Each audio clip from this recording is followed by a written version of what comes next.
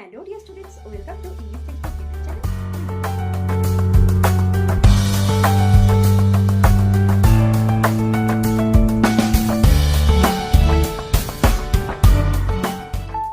Hello dear students, welcome to English Textbook YouTube channel.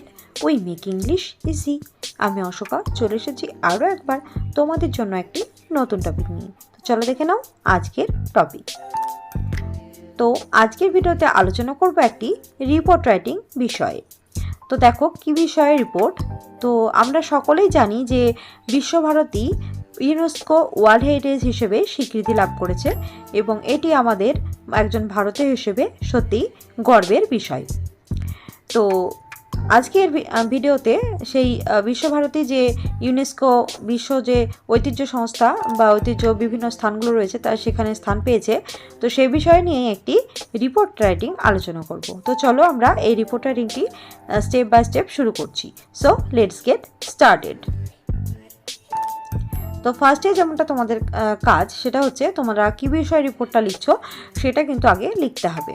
তো দেখো এখানে Visva-Bharati recognised as UNESCO world heritage site, এটা আমরা লিখে নিয়ে আন্ডারলাইন করে নেব এবং তারপরে যেটা কাজ সেটা হচ্ছে বাই আ স্টাফ রিপোর্টার, এটা আমরা লিখে নিলাম। তাহলে কি প্রথমে হেডিং লিখে তারপরে বাই আ স্টাফ রিপোর্টার এটা লিখে নেওয়ার পরে তারপরে দেখো যেটা প্লেস আর ডেট যেটা লিখতে হবে আমাদের, শান্তিনিকেতন বীরভূম ডেট। আচ্ছা, তো এটা যেহেতু শান্তিনিকেতনে অবস্থিত বিশ্বভারতী সেহেতু শান্তিনিকেতন এবং বীরভূম ডিস্ট্রিক্ট এবং তারপর ডেট তোমরা যে ডেটে লিখবে সেই ডেটটা এখানে লিখে দেবে, তারপরে কোলন দিয়ে লেখাটা শুরু করবে এইভাবে। Santiniketan is home to Visva-Bharati university was included in the UNESCO world heritage list during the 45th session of the World Heritage Committee held in Saudi Arabia on 17th September in 2023 as India's 41st World Heritage Site.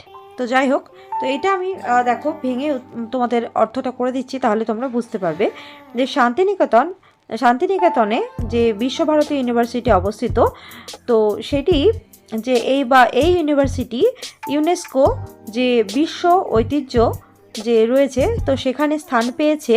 এটি কবে দেখো, এটি 2023 সালে 17 September ঘটে যাওয়া যে বিশ্ব ঐতিহ্য যে কমিটি রয়েছে যেটা সৌদি আরবে হয়েছিল এবং সেটি 45তম তাদের সেশন, সেখানে এটি স্বীকৃতি লাভ করেছে এবং শান্তিনিকেতনের যে বিশ্বভারতী ইউনিভার্সিটি সেটি বিশ্ব যে ঐতিহ্য ইউনেস্কোর যে বিশ্ব ঐতিহ্য রয়েছে তো সেখানে একটা বিশেষ স্থান হিসেবে এটি জায়গা পেয়েছে বা এটি কিন্তু আলোচনা করা হয়েছে। তো সেটা কবে, সেটা হচ্ছে 17 সেপ্টেম্বর 2023 সালে এবং এটি India's 41st world heritage site হিসেবে স্বীকৃতি লাভ করেছে, বা বলা যেতে পারে যে ভারতের 45তম যে বিশ্ব ঐতিহ্য যে স্থানগুলো রয়েছে তাদের মধ্যে 41তম হিসেবে এই বিশ্বভারতী ইউনিভার্সিটি স্থান পেয়েছে এবং ইউনেস্কো যে বিশ্ব ঐতিহ্য যে লিস্ট রয়েছে সেখানে।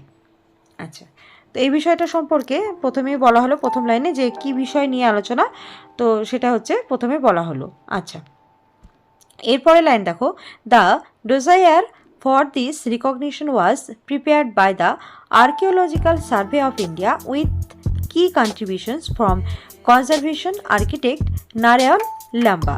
তো দেখো এই যে শান্তিনিকেতন সম্পর্কে বলা হচ্ছে, তো এই যে স্বীকৃতি যেটা একটা বিশেষ একটা স্বীকৃতি 41তম ভারতের যে ঐতিহ্যতম স্থান হিসেবে স্বীকৃতি পেয়েছে, তো এই স্বীকৃতির জন্য আর্কিওলজিক্যাল সার্ভে অফ ইন্ডিয়া সেটি দস্তাবেজ প্রস্তুত করে এবং সংরক্ষণ স্থপতি নারায়ণ লাম্বা গুরুত্বপূর্ণ ভূমিকা পালন করেছেন এই বিষয়ে। তাহলে এই যে নারায়ণ লাম্বা তার পরিচয় কি, তিনি হলেন যে ভারতীয় যে সংরক্ষণ স্থপতি হিসেবে তিনি পরিচিত। আচ্ছা, তারপরে দেখো প্যারাজেন্স করে লিখবে, Santiniketan began as an ashram established by Maharshi Debendranath Tagore in 1901। তো আমরা সকলে জানি 1901 সালে মহর্ষি দেবেন্দ্রনাথ ঠাকুর শান্তিনিকেতন প্রতিষ্ঠা করেছিলেন একটি আশ্রম হিসেবে, তখন 1901 সালে প্রায় আজ থেকে 124 বছর আগে তিনি কিন্তু এটি স্থাপন করেছিলেন এবং তখন সেটা একটি আশ্রম হিসেবেই শুরু হয়েছিল সেই সময়। ইট ল্যাটার পরবর্তীকালে বিকেম ওয়ার্ল্ড ইউনিভার্সিটি। তো সেটি আশ্রম হিসেবে শুরু হলেও 1921 সালে তো সেটি কি হয়েছিল, একটি বিশ্বভারতী হিসেবে পরিচিত হয়। Was founded in 1921, making the first functioning university to receive the UNESCO World Heritage Tag। আচ্ছা, তো মহর্ষি যে দেবেন্দ্রনাথ ঠাকুর তিনি 1921 সালে প্রতিষ্ঠিত করেছিলেন যে বিশ্বভারতী।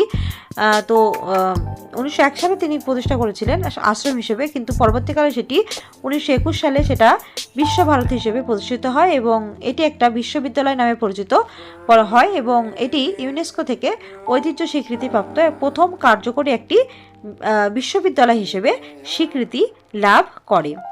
আচ্ছা, তারপরে দেখো, prime minister Narendra Modi and West Bengal CM Mamata Banerjee expressed their pride and delight over the recognition.